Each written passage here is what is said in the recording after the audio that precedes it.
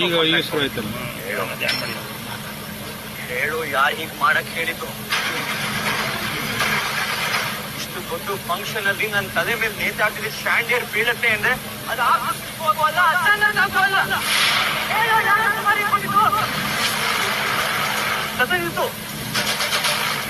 ಮಾತು ಕೇಳು. 10 ವರ್ಷಗಳಿಂದ ನಮ್ಮನೇಲಿ ಆಗ್ತಿರೋ ಫಂಕ್ಷನ್ಗೆಲ್ಲ ಇವರೇ ಡೆಕೋರೇಷನ್ ಮಾಡ್ತಾ ಇರೋದು.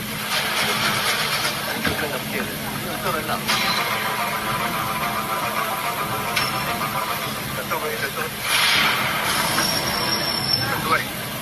ನಿಮ್ಮ ಮನೆಯಿಂದ ನಂಗೆ ತುಂಬ ಸಹಾಯ ಆಗಿತ್ತು.